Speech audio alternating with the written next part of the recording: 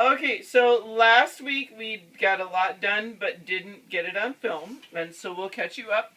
So we've sewn the netting onto the back of the skirt here, so you can see at the bottom it all flows beautifully.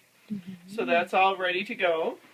And then all of the pieces, you may recall when we were doing our test versions of the bodice, that we were sewing the satin onto the undercloth, underneath cloth, and so that has all been done on our lightweight one. We have also put interfacing. You might have to close up on this. On the back of this, we used iron-on interfacing, both on the top edge and the bottom edge. For the bottom part, on all of the pieces, it goes across to where the waistline is, so it'll be nice and stiff and nice for that part.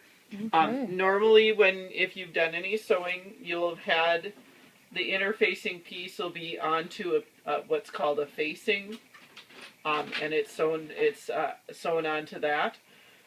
Because we have the underlining here, it's easier just to put it on that. If these terms don't make any sense to you, then you haven't done a lot of sewing. Just know that if you're having an underlining, you can put the interfacing on the underlining, and it just makes it easier. Okay. We chose iron-on because it's easy.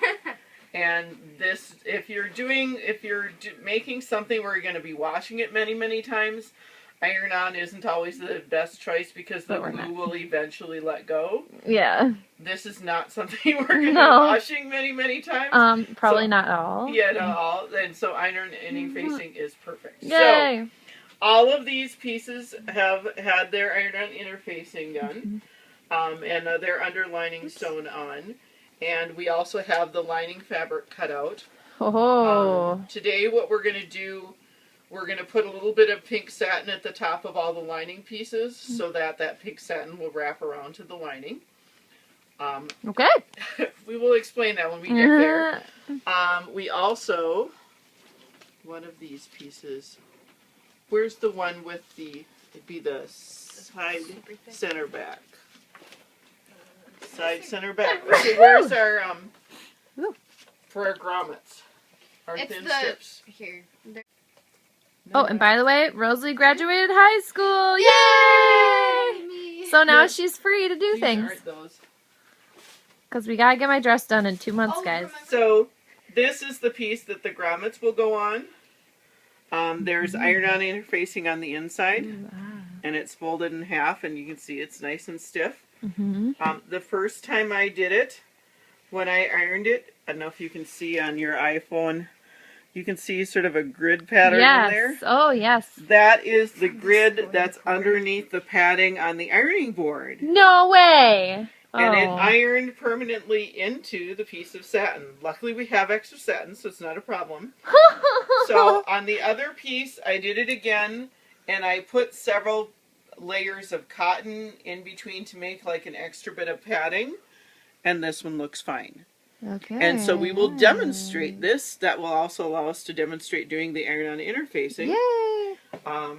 And so away we go. Right. So we took out some scrap of the fabric, and you can see here when I iron and I'm not doing the iron-on interfacing, it's fine. I'm not getting the grid pattern on the back because I'm not pressing as hard as I will when I do the iron-on interfacing. Okay. So whether or not you need extra padding under your ironing board depends on what you're ironing and so on. What I usually do when I buy a new ironing board cover is I keep the old ironing board cover and put it over on top of it. So I get a double layer of stuff, because it's only with the most lovely plushy ironing board covers that you don't have the danger of the grid coming through. This one's from Walmart. Well, and it's probably the cheapest one Walmart has. Yeah.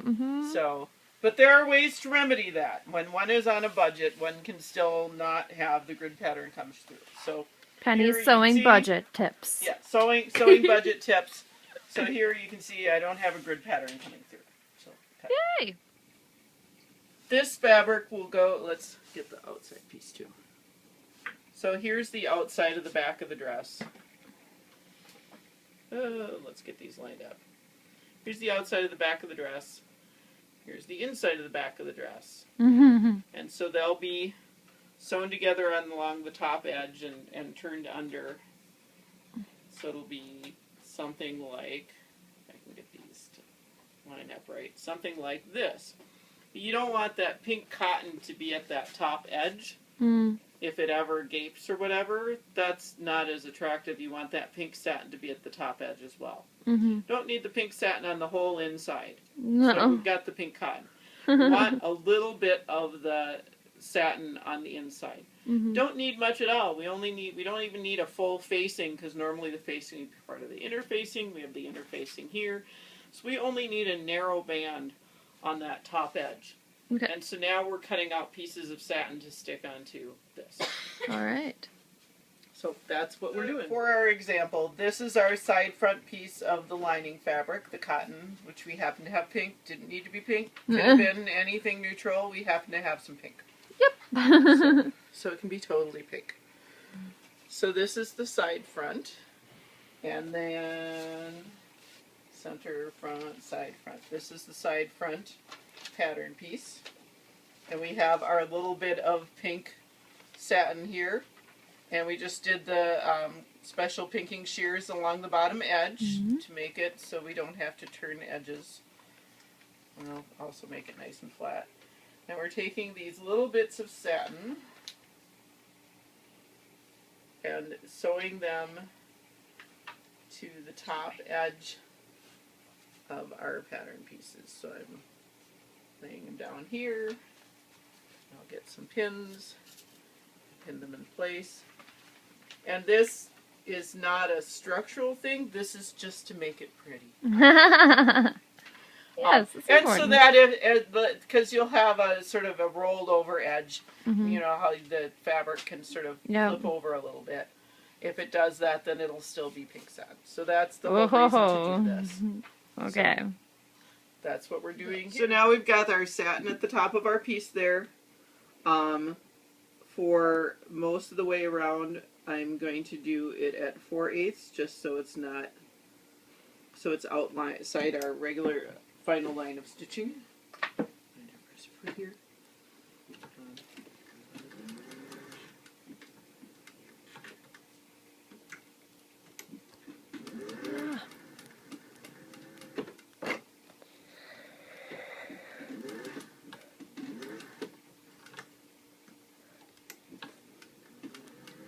But now when I come to the part where we use the pinking shears to do that zigzag edge, I'm going to sew very close to that pinking shears line, just so it doesn't pull up and hold it all in place.